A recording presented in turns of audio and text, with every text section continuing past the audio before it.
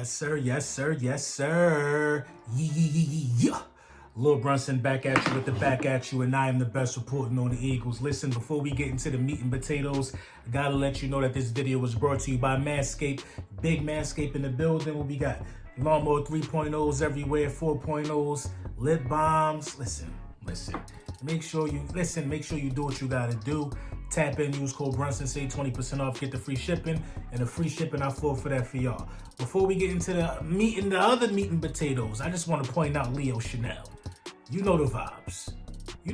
Let me read off some of these measurables. Now, I'm on record already this year saying that Leo Chenal is the best linebacker in this draft. You're going to hear a lot about Nicole Dean. You're going to hear a lot about Devin Lloyd.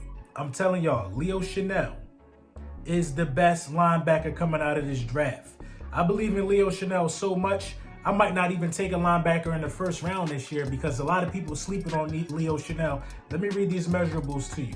6'3", 250 pounds. This is his combine and his pro day. He didn't bench at the pro day, he just ran at the combine. 6'3", 250 pounds.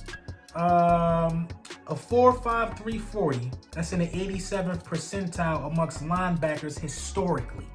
1.5 seconds up to the 10-yard line, 92nd percentile. A 34 bench, 99th percentile. You talking about Aaron Donald territory in terms of benching, 99th percentile. A 41-inch vertical, 97th percentile.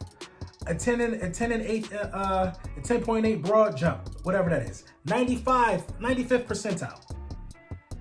A 3.94 short shuttle, 99th percentile. A 6.843 cone, 91st percentile. The measurables are ridiculous for this dude. This dude is an athlete, a bona fide stud. I'm telling you, this is the best linebacker in this draft.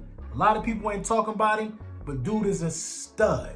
Now, the Philadelphia Eagles, let's talk about the Birds. The Birds, they make Travis Kelce, Jason Kelce, the highest paid center in football this season, ensuring he comes back with a one-year deal worth $14 million.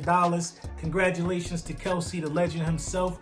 Shout out to the Eagles for getting it done. And what this means to me is that the Philadelphia Eagles are still on a train towards building towards, their quarterback. They're doing all the things. Kelce wouldn't come back if he didn't think, the bag speaks volumes. But Kelce believes in Hurts. He believes in his run game. Kelce is the glue to this offensive line. He don't miss games. He ain't never tired. Kelce always putting in work. Kelce's a Hall of Famer at the highest of it. He just made first team All-Pro. At the highest. He's on his way out still making first team All-Pro. He's that dude.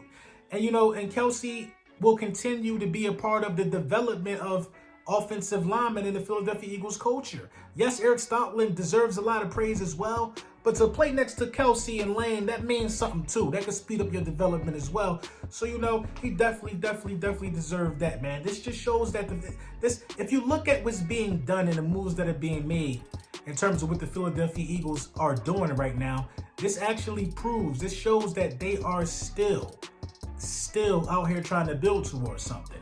They don't feel like that they should be throwing in a towel, getting a quarterback and starting over. This team looks and sounds like it's trying to get some stuff done. Fletcher Cox, man, his name has been out there a lot today in trade rumors. Do you trade Fletcher Cox? To me, it's one of them situations to where it's a 50-50 for me. Doesn't matter. Who cares? If he stays, I'm cool with it. If he goes, I'm also cool with it. Because a part of me believe that, we can still get the same push up front. But another part of me believes that having Cox rotating with Hargrave keeps one guy fresh. You know what I'm saying? So I'm kind of up and down with it. Listen, you're not going to get the massive sack totals with Fletcher Cox. We all know Fletcher Cox disrupts the game in a very special way. You know what I mean? But he's getting up there in age. And the level and the same level of productivity that we saw out of Milton Williams, who could be a real deciding factor if he goes or stays. Milton Williams is a little more productive than Fletcher Cox on paper. The intangibles of Fletcher Cox don't really show up to you. So When you talk about Fletcher Cox, you gotta be loose with the stats, because the stats really don't tell the picture and what he brings to the table. So like, I'm kind of against him going right now because Milton Williams is more dangerous on the outside, in my opinion. And I don't want Milton Williams. Milton Williams could bull rush too, but Milton Williams showed he was different when you was able to move him around. I like Milton Williams to be moved around.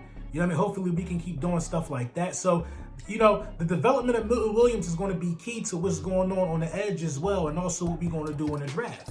You know what I mean? If they decide to, you know, well, we can bounce Milton around between inside and outside, they can kind of be a little flimsy or a little cheap on what they want to do on the outside, because they'd rather just give it to Milton since he's already there. But if you lose Milton Williams, if that's your plan and you lose Milton, now you need two positions that need a backup, an inside and an outside, since you was using them as both. So I don't know, man, what you're gonna do with Fletch, but I'm on board of keeping him. You know what I mean? I'm on board of keeping Fletch, but you know, I'm not mad if you let him go. There's also been some buzz about Chandler Jones as well. Chandler Jones is being linked to the Philadelphia Eagles, and that would be an amazing move if we was able to pull something off like that, because you can sign or trade for Chandler Jones, however that situation is unfolding, and then you can still draft a young stud, which you have to draft an edge rusher regardless. You gotta, if you get Chandler, you still gotta draft an edge dude. You're in prime position to revamp that defensive line with a move like Chandler Jones. I'm telling you, you get some sound linebackers and playing with a defensive line like that, everything will fall into place for the backside of that defense. So I'm liking what I'm hearing. The Philadelphia Eagles have also been linked to numerous guys, safeties, wide receivers, all positions of need that we all say, you know what I'm saying, we should be looking at. Williams out of Seattle, you know what I mean, the safety, that's a huge one. A lot of people have been saying, you know, would be a great fit for the Philadelphia Eagles. You know what I mean? But hey, man, this is a whirlwind. This is a circus, man. A lot of things are happening around, you know what I'm saying, these times of the year. So you got to be prepared for all the rumors. You got to be prepared to find out what's true and what's not true. But at the end of the day, this really just still falls on the shoulders of Howie Roseman, because I'm a firm believer that Howie Roseman can really change the complexion of his team through the draft. But at the same time, man, it's wicked out here, man, because Howie can really go out there and fumble the bag and have us looking crazy at the draft as well. So this is stressful times for Eagles Nation. I'm not gonna lie, we got a lot going on with this one, man. You see my boy Hurts at the game last night, man. He ain't going nowhere. Philly in the building. Jalen Hurts at the game, kicking it, watching the Sixers get slapped around, because that's exactly what happened, man. You know what I mean? That's another topic for another day, man. But thank y'all for shouting out. Thank y'all for rocking out with me right now, man. You know what I'm saying? Y'all know the vibes. I appreciate y'all. It's going to be a hell of a ride for the off season, and we're going to ride it together, man. Pause.